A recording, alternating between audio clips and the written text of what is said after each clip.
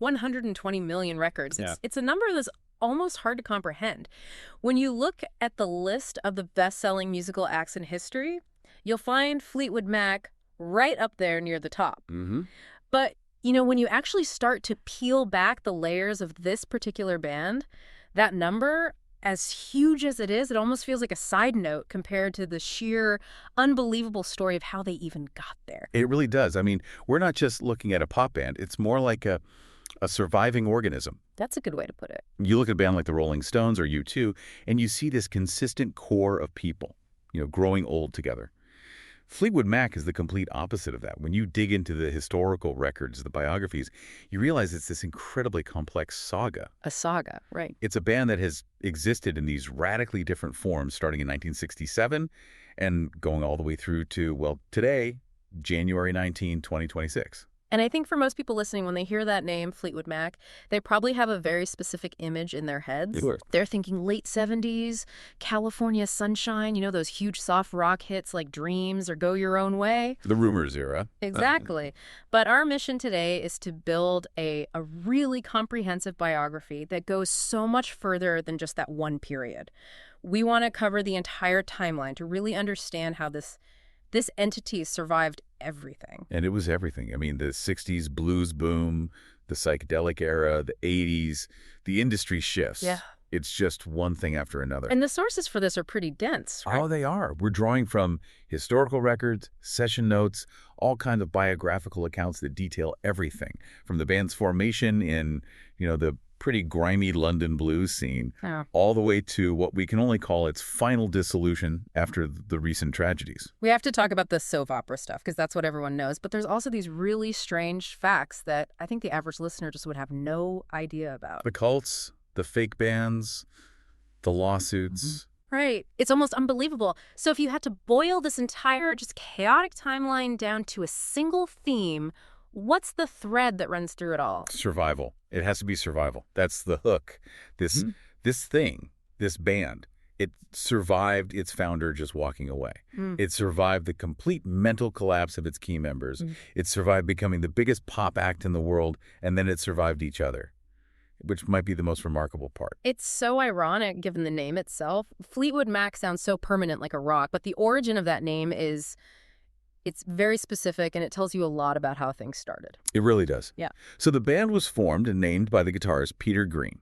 And you have to understand, Peter Green was a star. He was the guy who replaced Eric Clapton and John Mayall, the Blues Breakers. Which was the gig in Britain at the time. It was the absolute pinnacle for a blues guitarist. Yeah. So when he decides to form his own group, he names it after his preferred rhythm section. The drummer, Mick Fleetwood, and the bassist, John McVie. So he named the band after the rhythm section, not himself. Exactly. And the historical notes, they all suggest he did this for a very specific reason, to entice John McVie to join. Why did he need enticing? McVie was, let's say, risk-averse. He had a steady, paying job with John Mayall, and he was very reluctant to leave for an unknown startup band.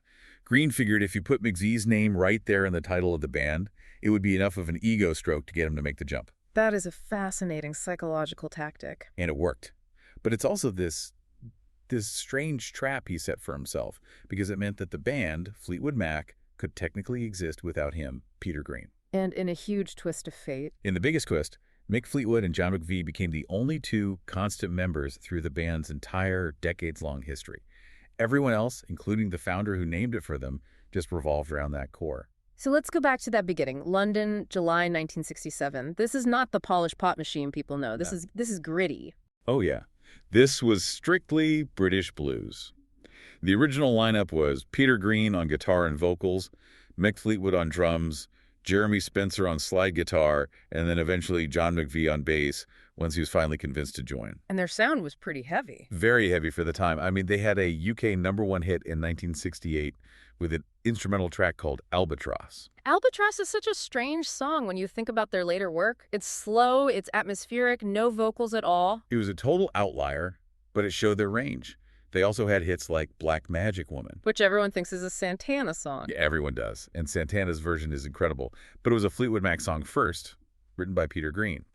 But the dynamic of the band, it changed in a big way when they added a third guitarist, an 18-year-old kid named Danny Kirwan. A 3-guitar attack, that seems intense for a blues band. How did they make that work without just sounding like noise? It was all about texture. Mm. So you had Peter Green's very soulful, emotional lead tone. Then you had Jeremy Spencer, who was a purist, a disciple of Elmore James, playing that really dirty slide guitar. Okay. And then Kirwan comes in with this really unique vibrato and a melodic sense that was completely different from the other two. Yeah. In fact, Peter Green credited the success of Albatross largely to Danny Kirwan's influence. So this new lineup let them move beyond just straight blues. Exactly. It let them move toward a more rock-oriented sound. You hear it on albums like Then Play On from 1969. They were becoming something much more complex. But just as they're finding this incredible new sound, the first major tragedy strikes the band. And this brings us to what's known as the Munich incident. This is the moment, the pivotal moment for the entire first era of the band. It's late 1969. They're on tour in Germany.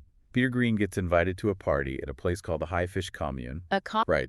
And the narrative detailed in our sources, especially from their manager at the time, a guy named Clifford Davis.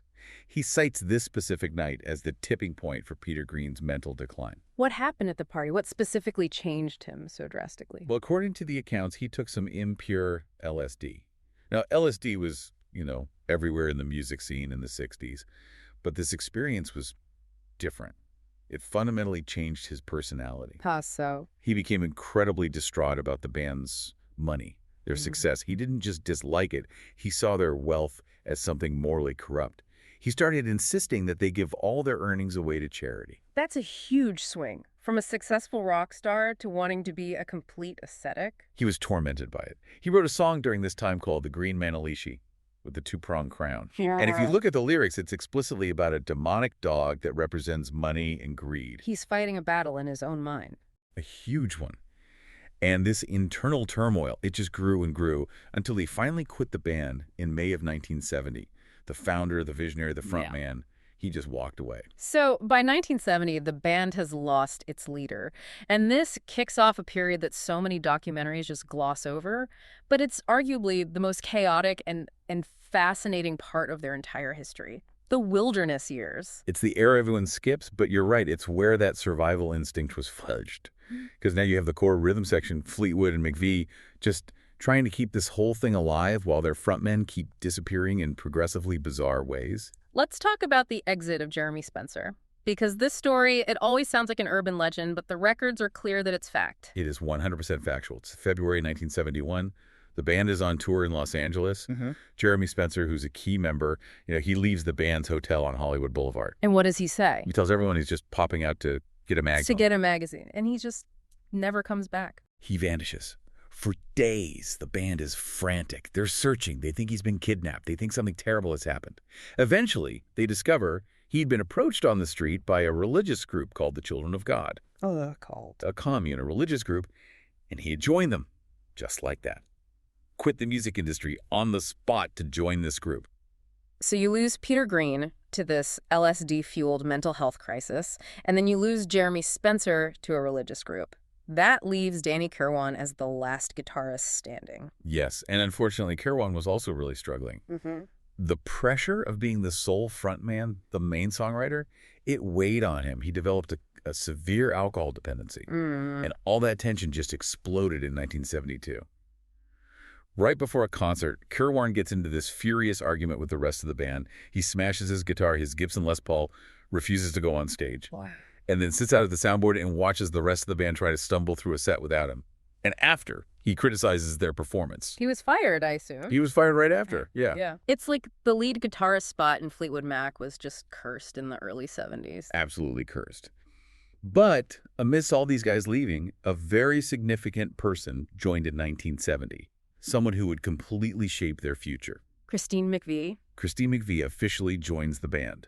She'd been a fan for years, back from her days in a band called Chicken Shack, and of course she was married to the bassist, John McVie. And she was already a big deal in her own right. A huge deal. She had been voted Female Artist of the Year by Melody Maker magazine. She brought this incredible stability and a melodic pop sensibility that the heavy blues lineup just didn't have. Her joining was really the first step toward the sound that would make them global superstars. We also have to mention Bob Welch here, Because he's so often the forgotten man of Fleetwood Mac. He wasn't in the original lineup, and he wasn't in the Rumours lineup. Bob Welch is absolutely essential to the story. He was an American guitarist who joined after Jeremy Spencer disappeared. He's the one who really helped them transition their sound from that heavy British blues to a more melodic, California-friendly rock. He was the bridge. He was the bridge. Albums like Future Games and Mystery to me. Without Bob Welch, the band would have collapsed in the early 70s, period. But this is also where the internal drama that Fleetwood Mac is so famous for, it really started to brew. What kind of drama are we talking about here? This is pre-Lindsey and Stevie. This is the template for what was to come. It was interpersonal. It was marital. John McVie's drinking was putting a massive strain on his marriage to Christine. At the same time, Mick Fleetwood's marriage to his wife, Jenny Boyd, was falling apart. And this is where it gets messy. It does.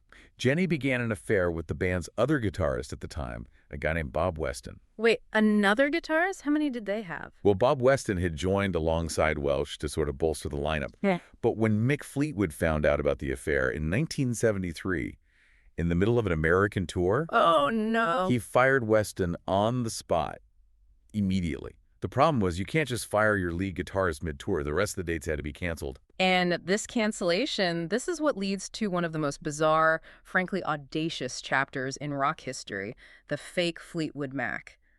I need you to explain this because it's just hard to believe it actually happened. It sounds like a conspiracy theory, doesn't it? But it was a very real crisis. So in 1973, after the tour collapses, the band's manager, Clifford Davis, is furious. He's got all these venues booked, all these commitments, and no band to play them. The actual band have just gone home. Right. They retreated to lick their wounds. So Davis comes up with this argument. He claims that he owns the name Fleetwood Mac, not the musicians. Wow. He argued it was a brand that he managed, and the players were just interchangeable employees. So he just decided to hire new employees. He hired a completely different band. He found the members of a group called Legs, and he sent them out on the road to play the rest of the tour dates, billed as the new Fleetwood Mac. Just imagine that. You buy a ticket to see Fleetwood Mac, you walk into the arena, the lights go down, and 5 complete strangers walk onto the stage. No Mick Fleetwood, no John McVie. That's exactly what happened. And you can imagine how the audiences reacted.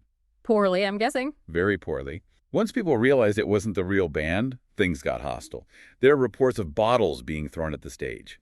Promoters were furious. The tour collapsed almost immediately, but the damage was done. So the real band had to fight to get their own name back. They had to sue. This long, drawn-out legal battle is what finally forced them to fire their management and decide to manage themselves.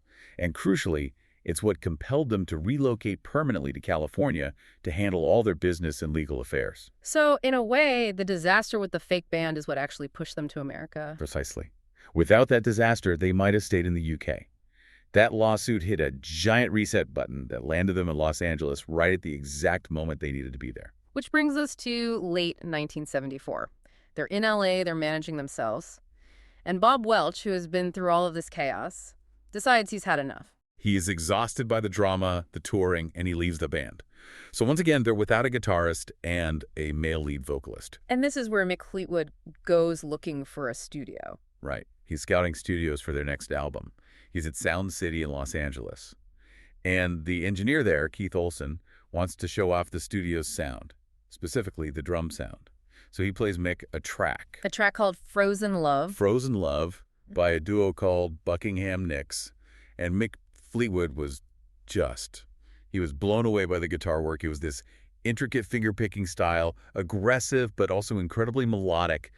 He asks who the guitarist is. And he's introduced to Lindsey Buckingham. Who just happened to be in the studio that day recording demos. So Fleetwood just offers him the job on the spot. He did. He invited him to join Fleetwood Mac right then and there. But Lindsey Buckingham, he had one condition. A pretty big condition. A huge one. He said that he and his girlfriend, Stevie Nicks, were a package deal. He told Fleetwood, essentially, if I join, she has to join too. Which is amazing, because Fleetwood Mac already had a prominent female vocalist and keyboard player in Christine McVie. They weren't looking for another one. Not at all. But Fleetwood agreed. He agreed to take 2 people when he was only looking for 1.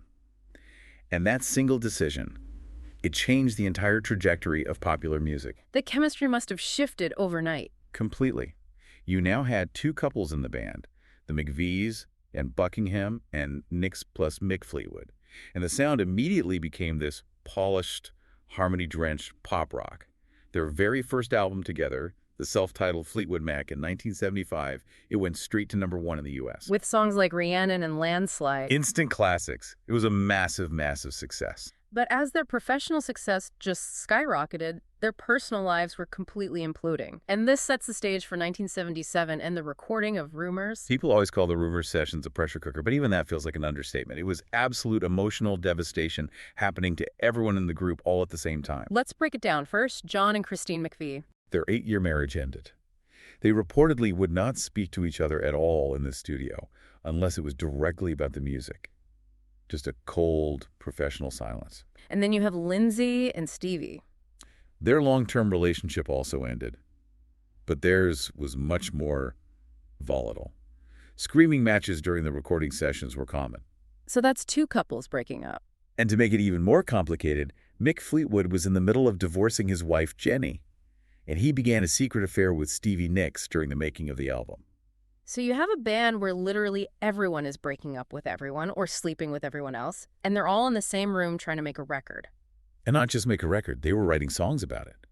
That is the bizarre alchemy of Rumours.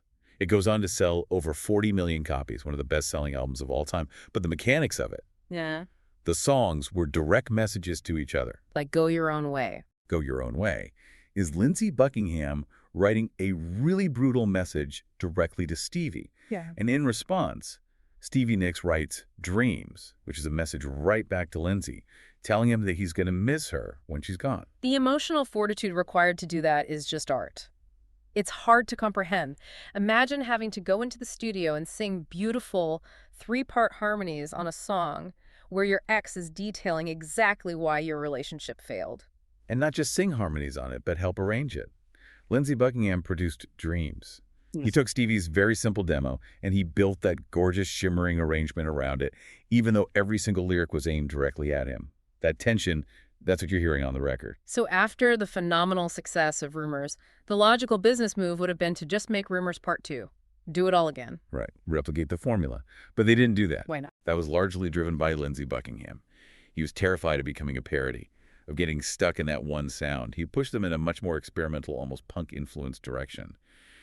And the result was the 1979 double album, Tusk. Tusk is a wild album. It's completely wild. It's lo-fi in some places, frantic in others.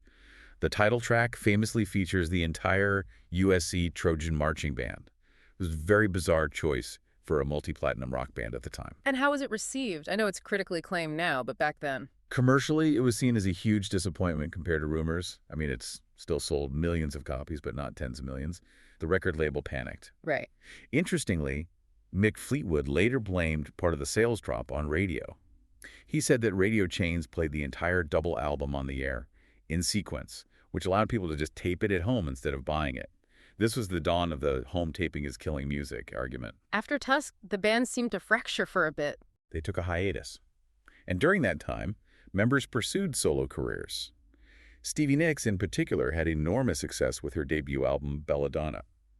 For a while there, her solo records were outselling Fleetwood Mac's. But they did get back together. They did, for the album Mirage in 1982, which was a very conscious attempt to get back to that radio-friendly Rumours sound. But you can hear that the cracks were really starting to widen. Okay, let's move forward to 1987. The album is Tango in the Night. This really feels like the end of that classic era. It was. The recording process itself took 18 months and was apparently incredibly difficult. Mick Fleetwood was dealing with bankruptcy and addiction problems. Stevie Nicks was largely absent because of her own dependency issues and a heavy solo touring schedule. So it fell to Lindsey to pull it all together. Almost single-handedly. He basically stitched the album together in his home studio. And the tension between him and the rest of the band, especially with Stevie Nicks, had just reached a breaking point. And this all came to a head with a physical confrontation. That's what the accounts say, yes. In August of 1987, there was a meeting at Christine McVie's house that reportedly turned into a physical altercation between Lindsey and Stevie. And right after that incident, Lindsey Buckingham quit the band. Just as they were about to go on tour to support their biggest album in years. Exactly. It must have been a complete scramble. Your musical architect just walked out the door. So what did they do? They hired 2 guitarists to replace him, a guy named Billy Burnett and Rick Vito. And they went on tour but the chemistry was just different. That magic that came from the friction between Lindsey and Stevie, it was gone. And this leads into the 1990s, which, according to the source material, was a real slump for the band. It was the absolute low point, both commercially and critically. In 1995, they released an album called Time. Lindsey was gone. Stevie Nicks was gone. It failed to even chart in the United States. Just think about that, from being the biggest band in the world to not even making the chart. It's an incredible fall. And then Christine McVie announced she was leaving, too. It really seemed like the band was finally officially over. But then, in a very strange twist, politics gets involved. Specifically, a politician named Bill Clinton. For his 1992 presidential campaign, he adopted the Rumours track Don't Stop as his theme song. Don't stop thinking about tomorrow. It was a perfect message for him. It was perfect. And when he won the election, he personally requested that the classic lineup Fleetwood, both McVie's, Buckingham, and Nicks, reunite to perform at his inaugural ball in 1993. And they actually did it. They put all their differences aside for that one night.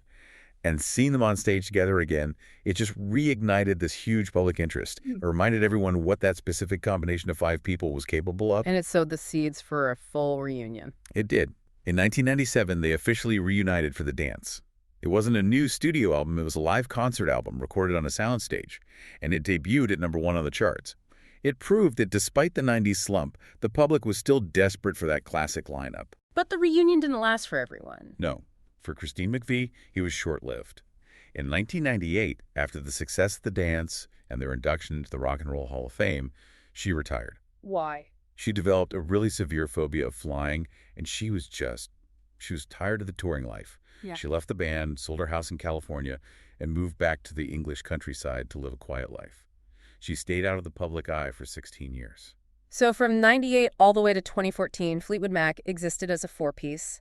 Lindsey and Stevie front and center, but that crucial third voice, Christine's voice, was missing. Right. They released an album as a quartet, Say You Will, in 2003, which is a much more aggressive record without Christine's softer influence. Right. And they continued to tour successfully because the catalog is just so strong. And then there was this massive cultural moment for them in 2011 thanks to a TV show. You're talking about Glee? Yeah, the show Glee. They dedicated an entire episode to the Rumours album. And it pushed that 34-year-old album right back onto the Billboard charts. It introduced the music to this whole new generation of teenagers who had no idea about the backstory. It proved how timeless the songwriting was. Completely. Then, in 2014, something happened that I think no fan ever thought was possible. Christine McVie came back. It was an incredibly joyous moment for the fan base. She rejoined for the On With the Show tour. It really felt like the circle was finally complete. The Classic Five were back together. They were selling out stadiums around the world. It seemed like this was it. They were going to ride off into the sunset together. But as we know with this band, peace is always temporary. Which brings us to 2018. This was a huge story that grabbed headlines everywhere.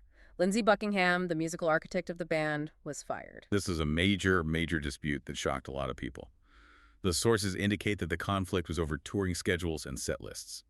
Buckingham wanted to introduce some newer, lesser-known material, and he wanted flexibility for his solo work. But the specific grievances that led to the firing were incredibly personal. They were. It all revolved around a Music Cares event, where the band was being honored. Stevie Nicks was reportedly furious with Lindsey's behavior that night. What exactly did he do? She claimed that he smirked behind her back while she was giving a speech. And she also complained that he had an outburst about the intro music they used for their appearance. He wanted to play live, but they used the studio recording of Rhiannon. So a smirk and a dispute over intro music led to the firing of a core member after more than 40 years. It was the final straw. It was the culmination of a 40-year conflict. Stevie Nicks gave the rest of the band an ultimatum. She said, either he goes or I go. And given that Stevie Nicks was the primary ticket seller, the band chose Nicks. Lindsey Buckingham was fired. He sued them for breach of fiduciary duty, a lawsuit that was settled out of court later, but the bridge was just completely burned. who on earth could replace Lindsey Buckingham? Well, just like in 1987, they hired 2 people. They brought in Mike Campbell, the legendary guitarist from Tom Petty and the Heartbreakers, and Neil Finn, the frontman of Crowded House. And they toured with that lineup through 2018 and 2019. While his lineup drama was playing out, the band also started to suffer some permanent losses. The reality of time started to catch up with them. It did.